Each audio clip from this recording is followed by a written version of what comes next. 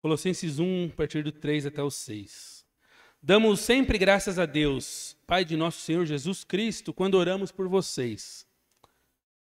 Desde que ouvimos a fé que vocês têm em Cristo Jesus e do amor que vocês têm por todos os santos, por causa da esperança que está guardada para vocês nos céus. Desta esperança, vocês ouviram falar anteriormente, por meio da palavra da verdade do Evangelho, que chegou até vocês. Esse Evangelho está produzindo fruto e crescendo em todo o mundo, assim como acontece entre vocês, desde o dia em que ouviram e entenderam a graça de Deus na verdade. A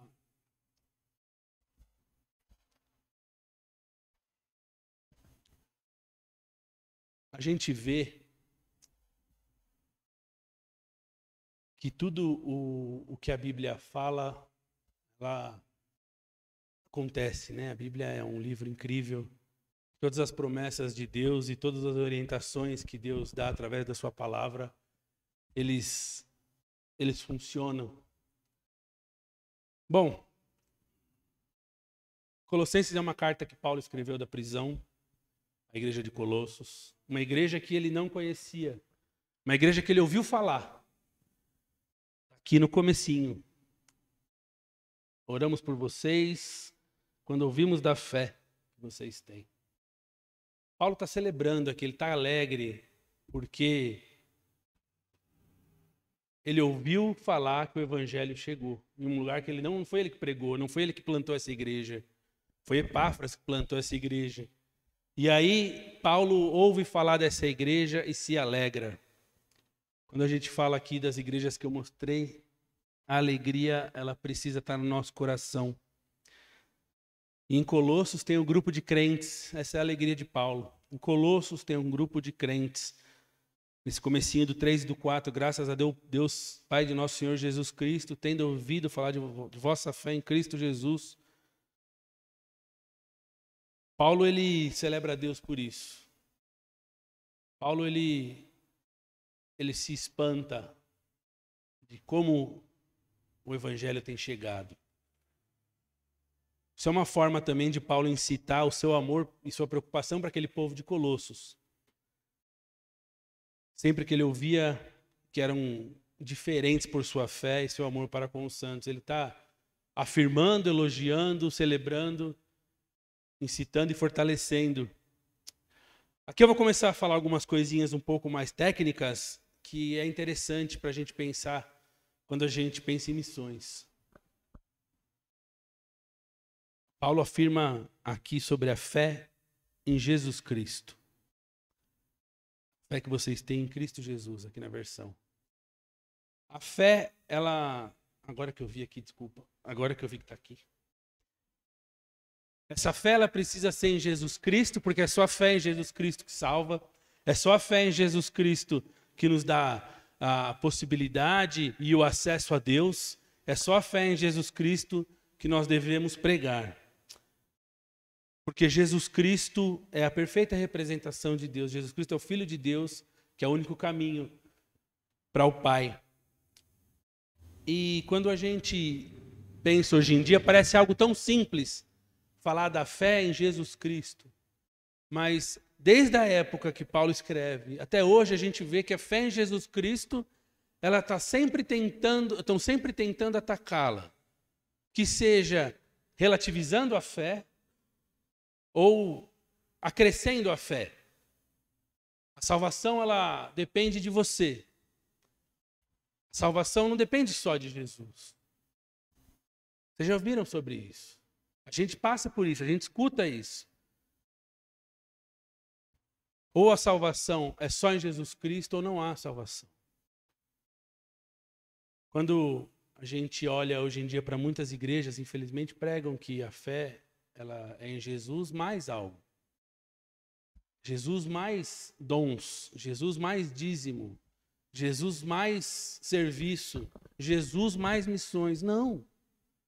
A fé em Jesus. Fé em Jesus. É só a fé em Jesus Cristo que pode nos salvar. E é só a fé em Jesus Cristo que deve ser pregada. Somente isso.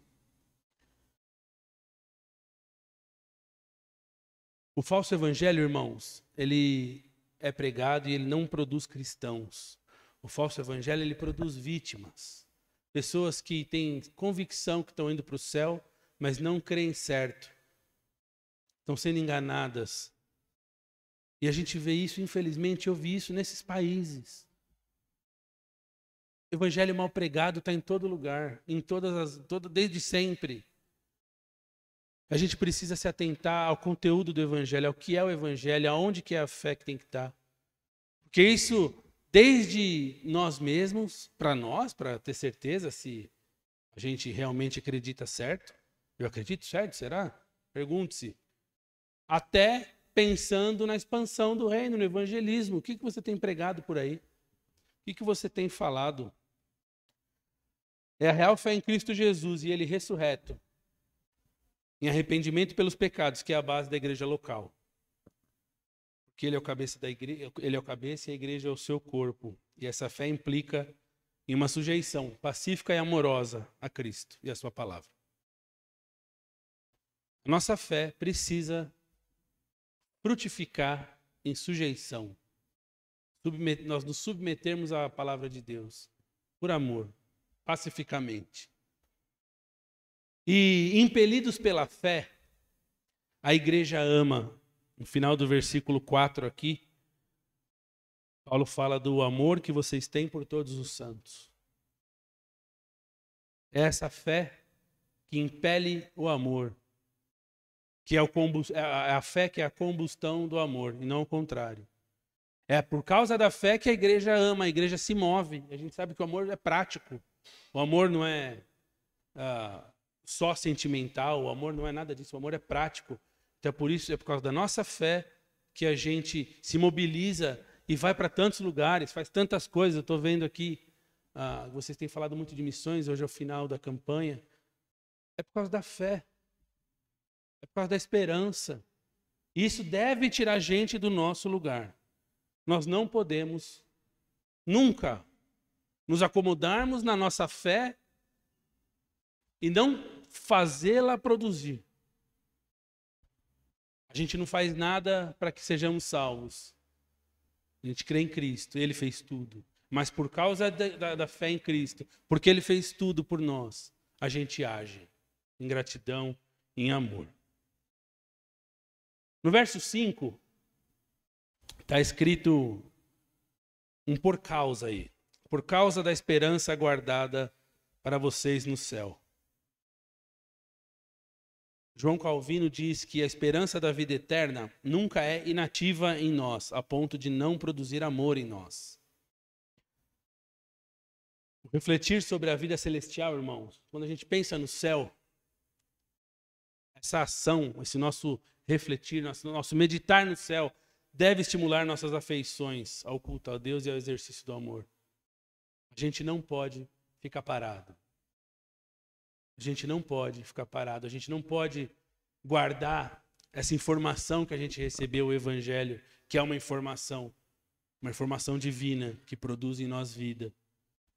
E ficar por isso mesmo, e ficar com a gente, guardar e deixar que isso não seja espalhado.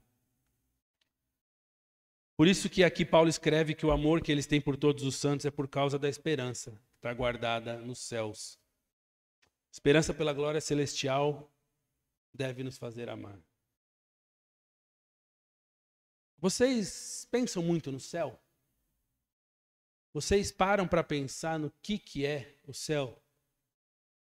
Existem alguns conceitos do céu que a gente precisa ter na nossa mente. Após o juízo final, os crentes entrarão para sempre no pleno gozo do Senhor. Jesus nos dirá: vinde benditos de meu Pai. Entrai na posse do reino que vos está preparado desde a fundação do mundo. Você se alegra por isso?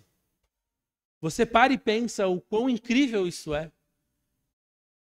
Que você vai entrar no reino de Deus definitivamente, eternamente, chamados por Jesus para viver o gozo da vida na presença de Deus. Nós entraremos em um reino onde não haverá mais qualquer maldição. Um reino bendito. E eu quero que você sempre coloque isso na sua cabeça de uma forma bem viva. Isso precisa estar muito vivo na sua cabeça. Porque é tudo isso bênção de Deus e é no nosso dever espalhar essa bênção. Irmãos, Deus não precisa de nós. Deus nos dá o privilégio de participar do que Ele faz na história. É privilégio.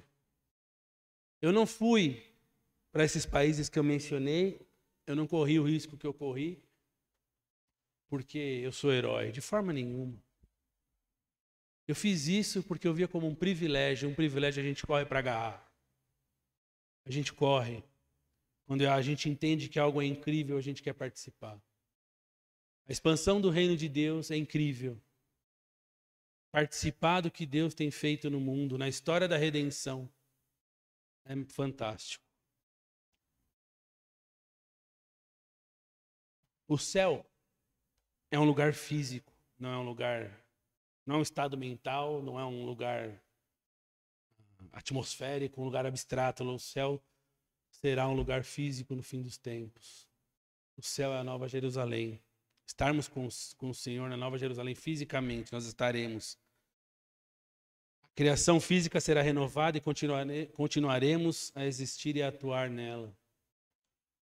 Ou, se Jesus voltar, iremos com Ele, ou depois seremos ressurretos também, ressuscitaremos com Cristo. Fisicamente, nossa parte imaterial, nosso espírito, nossa alma é divino, é para o Senhor, assim como nosso corpo. Nosso corpo também foi planejado pelo Senhor e viverá também com o Senhor. Então, nosso corpo ressurreto vai fazer parte disso tudo. E sem dor, sem doença. A gente ora tanto aqui por questões de saúde. Isso vai acabar. Isso vai acabar. É por isso que a gente espera. A gente não vê a hora, deveríamos pelo menos, do céu. Não haverá choro, não haverá dor, não haverá maldição. A gente não consegue sequer imaginar isso. A gente só tem talvez uma pincelada disso na nossa cabeça, a gente fica tentando imaginar. Mas um lugar sem nenhum tipo de dor é para a gente inimaginável. E é para lá que o Senhor nos levará. Irmãos, a criação será um lugar de grande beleza. A nova criação. Será um lugar de grande beleza, abundância e alegria na presença de Deus. Você estará lá? Você tem certeza que você crê no Cristo que morreu para te salvar? Isso é uma primeira pergunta que é bom a gente sempre pensar. Afirme-se na fé. Em meio a todas as perguntas que a gente faz naturalmente a respeito do novo céu e nova terra, a gente não deve perder de vista o fato que as Escrituras retratam de maneira coerente essa nova criação como um lugar de grande beleza e alegria. A esperança está no futuro. O fim dos poderes destrutivos do mundo, o reinado do céu sobre essa terra, o fim do diabo e da morte, o juízo universal, o novo céu e nova terra. Isso tudo constitui o bem da esperança bíblico. Tudo isso, na realidade, ainda virá. Eu quis dar um pouquinho de ênfase para o céu, para que a gente relembre, para que a gente pense nisso. E a esperança, é por causa da esperança que a gente ama. É por causa da esperança que a gente tem. Um pouquinho para frente, no verso 5 ainda, dessa esperança vocês ouviram falar anteriormente por meio da palavra da verdade, do Evangelho. O Evangelho é a verdade, ok? O Evangelho é a única verdade. Tudo o que se opõe ao Evangelho, então, por lógica simples, é mentira. Paulo aqui enfatiza e dá honra ao Evangelho, enfatizando que é a verdade. Quando os colossenses foram relembrados que o Evangelho é a verdade, eles podiam aderir à revelação que eles tinham, ali dessa fonte, o evangelho que eles já tinham, a igreja plantada. E também existe um artigo definido, a verdade. O evangelho da verdade, D mais A, né? A verdade. Não existe outra verdade senão o evangelho. E a gente precisa ter isso na cabeça o tempo todo, porque nós somos o tempo inteiro influenciados e seduzidos por mentiras. Ou a gente passa a nossa vida filtrando a história pelo evangelho, ou a gente vai fazer grandes besteiras. Existe uma teoria, uma máxima, um conceito, como queiram chamar, quando a gente olha aqui, muitas vezes a gente fala assim, minhas prioridades, Deus, família, igreja, trabalho, amigos e tal. Está errado. Quando a gente filtra a história, a realidade pelo evangelho é Deus, Jesus Cristo, e Jesus Cristo no trabalho, Jesus Cristo na família, Jesus Cristo com os amigos, Jesus Cristo, e você olha através de Jesus Cristo. Quando a gente coloca por ordem de prioridade assim, a gente dá a impressão que a gente está departamentando a nossa vida, e o cristão, ele não departamenta a sua vida. Ou você está com Jesus em todas as áreas, ou desculpa, você está bem errado. Não adianta a gente departamentar a nossa vida tirando da lente, do nosso óculos, a lente do evangelho. Irmãos, façam esse exercício, pensem a sua vida através do evangelho da verdade. Porque se o evangelho é verdade, ou já que o evangelho é a verdade, a gente precisa olhar para a história, para tudo, como a gente se relaciona, como a gente trabalha, como a gente responde a ofensas, tudo através do evangelho. Senão a gente vai olhar para grandes problemas que a gente sofre, grandes injustiças, e vai querer agir com a nossa força. Que erro, irmãos. Que erro. Que erro. Quem faz a justiça é o Senhor. E a gente espera. A gente espera. Em Romanos 13 fala que o governo tem a espada, né? Falando até de pena de morte ali. E quando a injustiça da espada chega em nós, nosso dever é dar o pescoço. Seja pregando o evangelho, seja na nossa vida por aí. A gente precisa olhar a nossa história através do evangelho, porque ele é a verdade. Bom, essa esperança chegou até a igreja lá de Colossos, através da pregação do evangelho. Dessa esperança, já a gente falou da esperança, vocês ouviram. Esse verbo ouviram é importantíssimo. Importantíssimo. O evangelho ele precisa ser comunicado de forma clara e objetiva.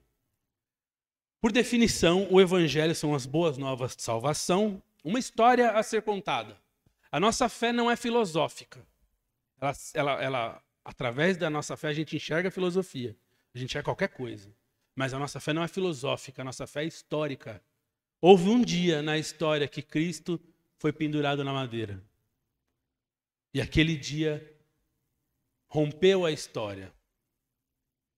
Rompeu a história. E Cristo morreu em favor de muitos. Então a nossa fé é histórica e a gente precisa contar essa história. Esse é o evangelho. Evangelho é uma palavra que vem de boas novas de guerra, né? Quando os exércitos voltavam da guerra, eles tinham o evangelho. Eram as boas novas, as notícias da guerra. Então a notícia de guerra, irmãos, é que Cristo Jesus morreu e ressuscitou para salvar aqueles que creem. O evangelho precisa ser comunicado, pregado. Irmãos, o meio de missões é um meio que sofre muito misticismo. É um meio onde muita falácia reina. É um meio onde muito despreparo tem lugar, infelizmente. Infelizmente. É um meio onde pessoas estão aí pelo mundo acreditando em coisas erradas. Missionários estão aí pelo mundo acreditando em coisas erradas. Acreditando que prega o evangelho, se necessários e palavras. Irmãos, não acreditem nisso. Isso não está na Bíblia. A Bíblia manda a gente pregar o evangelho, comunicar. Comunicar.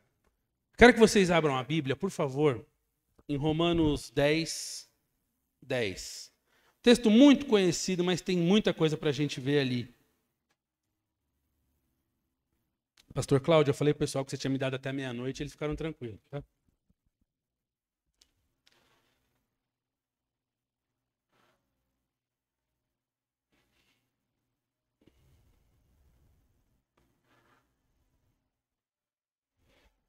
Romanos 10:10, isso, vamos aqui.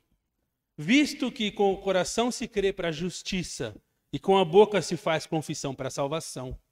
Porque a Escritura diz, todo aquele que nele crer não será confundido. Porquanto não há diferença entre judeu e grego, porque o mesmo é o Senhor de todos. Rico para com todos os que o invocam. Interessante que aqui ele está falando a universalização do Evangelho, né? O Evangelho é para todo mundo. Para todo mundo, não é só para o pobre, tá? Muita gente acha que missões é em lugar pobre. Errado. Errado. Paulo pregou em Atenas, em Roma, cidades, mega cidades. O Evangelho ele é para todos, é para aquele que não conhece. Né? A história, a gente precisa dividir a história do ser humano em crentes e descrentes. Não existe nada mais que divide a gente. Crentes e descrentes. E os crentes devem comunicar aos descrentes. Então, porque todo aquele que invocar o nome do Senhor será salvo. Por favor. Como, pois, invocarão aquele em quem não creram? E como crerão naquele de quem não ouviram? E como ouvirão, se não há quem pregue? Por favor. E como pregarão se não forem enviados? Como está escrito, conformosos os pés dos que anunciam o evangelho de paz, dos que trazem alegres novas de boas coisas. Mas nem todos têm obedecido ao evangelho, pois Isaías diz, Senhor, quem creu na nossa pregação? De sorte que a fé vem pelo ouvir, e o ouvir pela palavra de Deus. A fé vem pelo ouvir. Para aqueles que não ouvem, como eu falei para vocês dos surdos, para aqueles que eles recebem uma mensagem, eles entendem uma mensagem pelo Espírito Santo. Conversão é isso. E eu quero que você lembre, na sua história, que dia que você ouviu o Evangelho e assimilou aquilo. Queridos, você precisa ter isso na sua história. Você precisa ter isso claro na sua vida. Um dia pregaram para mim e eu criei. E tudo se fez novo. Tudo se faz novo a partir da compreensão do Evangelho que é feita pelo Espírito Santo na sua vida. Você precisa ter isso. Isso é a conversão. É daí que você teve vida. Né? Antes éramos mortos em delitos e pecados. Então, a partir da ação do Espírito Santo, através do Evangelho, a gente tem vida. Mais um versículo, por favor. 1 Coríntios 1, 21. Se você puder, marque esse versículo na sua Bíblia. 1 Coríntios 1, 21.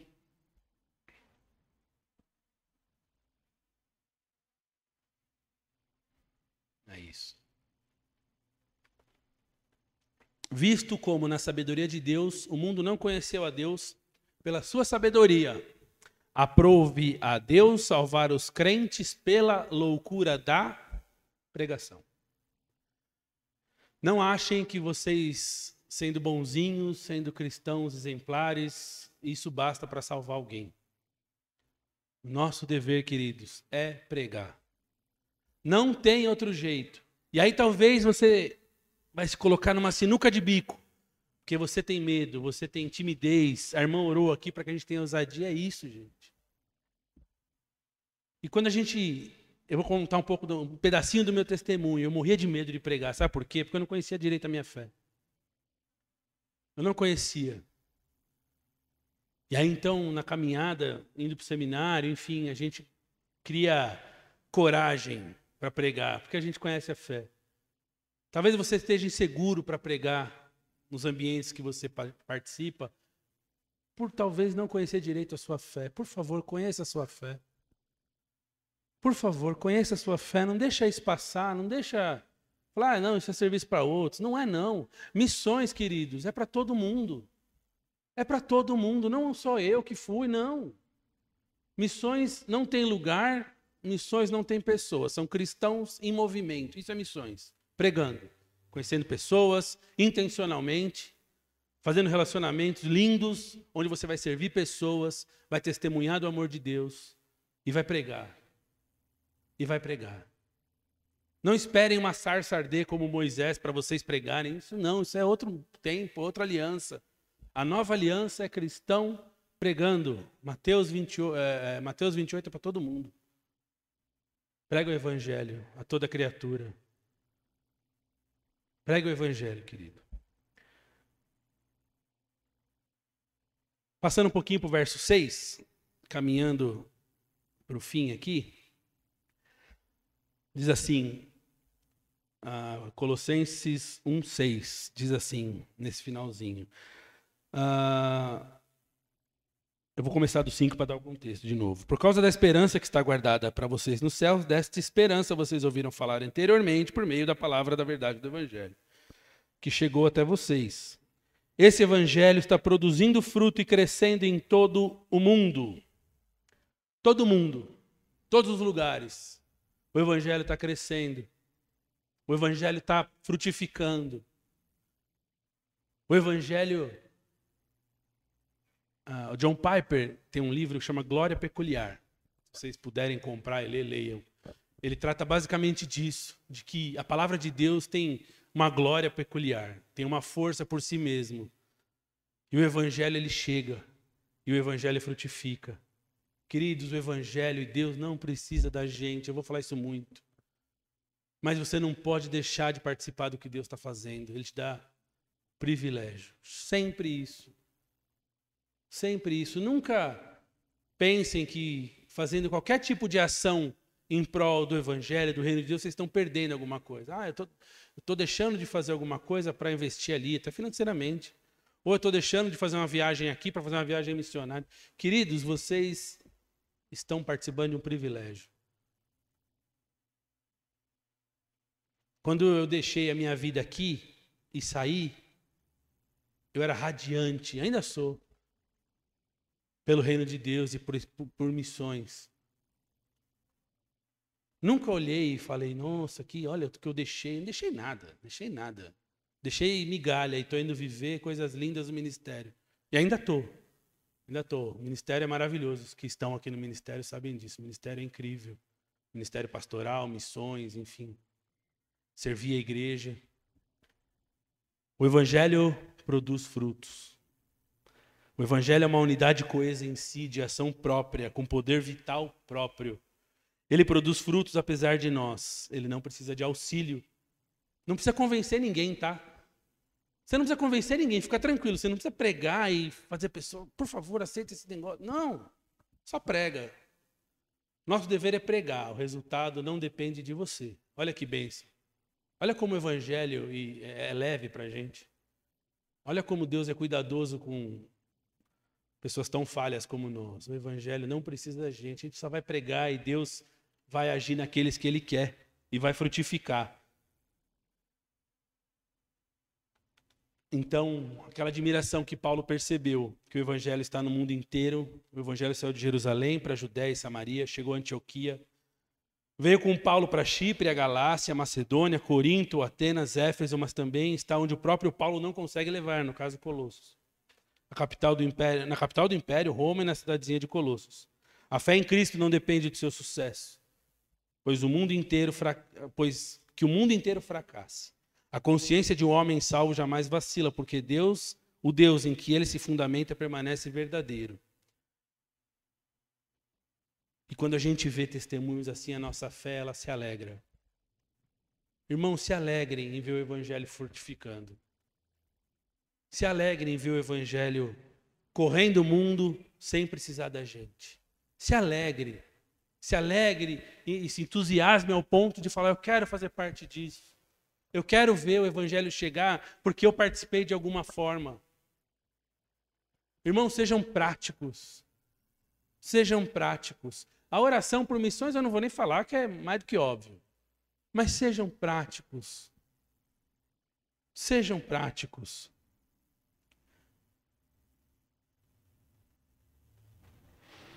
Para encerrar e voltando a falar um pouquinho de esperança, quero contar para vocês um testemunho de uma mulher, uma senhora, que eu conheci lá perto da Síria.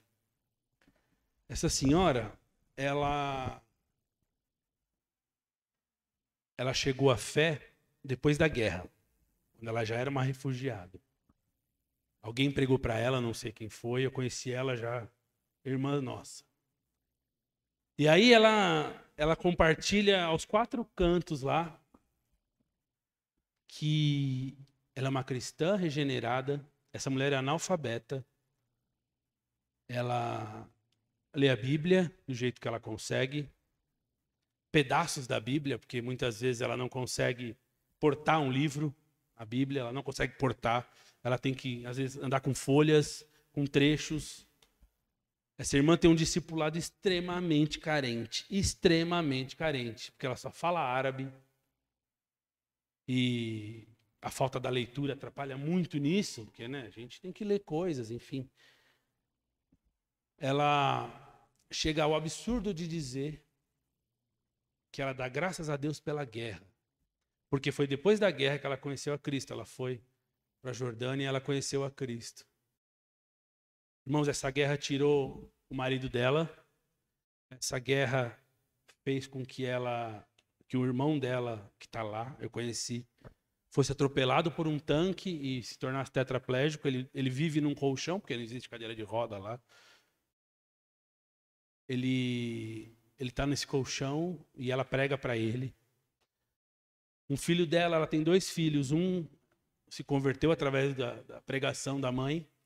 O mais novo, ele estava na rua, na Síria, e ele viu os amigos dele serem fuzilados por um grupo que chegou. Esse menino tinha 6 anos. Ele ficou em choque, ele ainda é em choque. Ele é chocado. Assim, ele é traumatizadíssimo. Ele tem 13 anos, se eu não me engano. E ela fala que só o evangelho pode arrumar a cabecinha do filho dela, segundo as palavras dela. Só Jesus pode curar o menino dela. E ela dá graças a Deus por tudo isso. Irmãos, essa irmã aí é nossa? Tão legal falar que ela é irmã nossa. Essa irmã nossa, ela teve a oportunidade, através de um trabalho que chegou lá, de uma organização, de ir embora para os Estados Unidos. Se eu soltar aqui uns passaportes para os Estados Unidos, tenho certeza que muitos vão querer ir. Saindo daqui. Essa mulher, ela não quis ir para os Estados Unidos. Ela vive lá de doação, ela vive lá numa situação horrível, o irmão dela acamado, o marido dela se perdeu na guerra, se perdeu, ela não sabe nem se morreu ou se perdeu mesmo. O filho dela depressivo, traumatizado, enfim. Ela falou que ela não vai embora dali porque ela precisa pregar o evangelho para o povo dela. E ela está lá. Ela está lá. Ela, por causa da esperança que ela tem no futuro com Deus no céu, ela ama aquele povo dela muito mais que eu, que estava lá. Muito mais. Muito mais que qualquer um aqui. Ela tendo oportunidades, ela tendo possibilidades de melhoria de vida, ela abre mão, ela aceita um prejuízo em prol do outro. Amar isso. Amar é aceitar um prejuízo em prol de outro. E feliz. E feliz. Queridos, algumas aplicações para a gente pensar aqui um pouquinho mais. Missões devem nos alegrar, porque é um privilégio. Põe isso na tua cabeça. Se você esquecer tudo que eu falei hoje, fica com isso. Missões é um privilégio. Missões é um privilégio. Todo envolvimento necessário, ele deve ser feito. O evangelho se espalhando e a gente participando. Oração é sempre óbvia, contribuição também. A igreja precisa sempre pensar em formas de contribuir com missões. Irmãos, no país que eu morava, Jordânia, a moeda lá chama dinar jordaniano. Ela é mais cara que o euro. Ela é mais cara que o dólar. É 8-1 no real. O custo de vida lá é um absurdo. Sabe quem me sustentava lá? Vocês. A Igreja Batista brasileira. Então nunca é demais. Todas as movimentações, visto, eu pagava lá mais de R$5.000 por ano de visto. Só para ficar lá, só para estar lá, tá? Então, assim, tudo é muito caro. As moedas, os valores são astronômicos. Irmãos, quem que vai fazer isso? A gente. A gente vai participar disso. Porque é privilégio. A gente vai participar disso. E você pode ir. Você pode ir para missões. Quando eu tive o meu, a gente chama de chamado, né? Quando eu tive a convicção que eu queria me envolver nisso, de forma integral, eu costumo dizer. Eu estava em um trabalho da igreja. Eu tinha 2 meses de convertido. E aí, 2 meses de batizado. Eu estava num trabalho da minha igreja, um trabalho missionário, e aquilo para mim me chocou, porque como que aquele tanto de gente, eu vi aquele povo em massa, né? Você, como igreja, atendendo uma massa de gente, assim, eu vi aquela massa de gente, sem ter ideia do que era o evangelho, como eu não tive até os 27 anos. Eu não tive ideia, ninguém tinha pregado para mim o evangelho puro e simples até os 27 anos. A primeira vez que eu ouvi o evangelho, caiu todas as escamas do meu olho e Deus fez a obra na minha vida. E eu tenho certeza que, da mesma forma que Deus me conduziu a isso, Ele pode conduzir você. O evangelho, ele te salvou, talvez, se você crer. E ele pode salvar muitas pessoas também. Você pode pregar o evangelho para que Deus salve muitas pessoas através de você. E então, você pode ir para qualquer lugar. Aí você fala assim, nossa, mas eu morro de medo de lugar de guerra. Eu morro de medo de um monte de coisa também, gente. Mas Deus conduz a gente. Deus conduz. Quando eu estava no seminário, lá no Palavra da Vida, eu achava um absurdo como que alguém podia querer fazer missões entre os índios. Eu não aguentava aquilo. A gente é calor, um lugar horrível, assim, difícil de acesso. E aí os caras falavam, como você quer ir para o Oriente Médio? E eu estava felizão, achando que estava indo para Disney. Porque Deus trabalha no coração antes de mandar a gente. Ninguém vai obrigado para lugar nenhum. Não tenham medo. Não tenham medo, de verdade. Quando eu cheguei na Junta de Missões Mundiais para o treinamento, a gente passou um mês lá no Rio de Janeiro com 15 pessoas. Tinham outros casais, solteiros, e eu olhei para minha esposa e falei, nossa, quanta gente aqui deve querer ir para o Oriente Médio também igual a gente. A gente era o único. O povo tudo querendo ir para a África, para a América do Sul.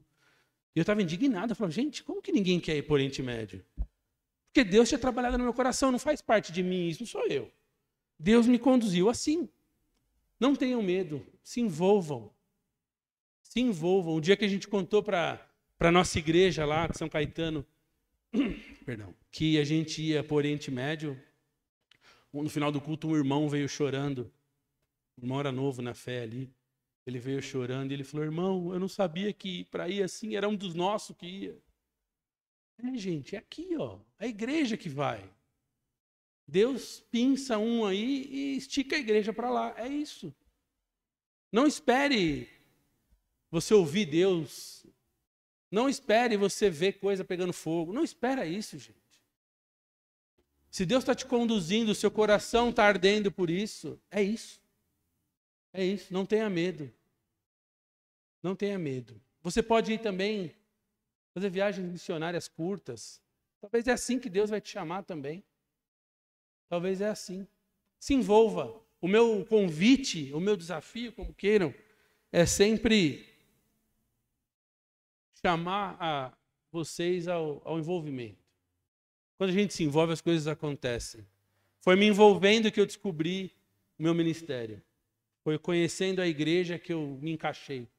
Quando a gente não está ali conhecendo, não está caminhando dentro da igreja, participando do que pode, talvez você esteja perdendo um grande ministério ao qual Deus tem para você. Uma esperança que nos fortalece deve ser praticada, o amor. Ações práticas de amor precisam acontecer. Missões é privilégio, envolva-se. Tenha ações práticas de amor. Assuma um prejuízo em prol do outro feliz. Deus deu o seu Filho em prol da gente. Cristo deu a sua vida para outros, por outros. Amor é isso, é assumir um prejuízo em prol do outro. E nós devemos comunicar o Evangelho, não esqueça. Comunicar o Evangelho. Comunicar o Evangelho. Pregue o Evangelho.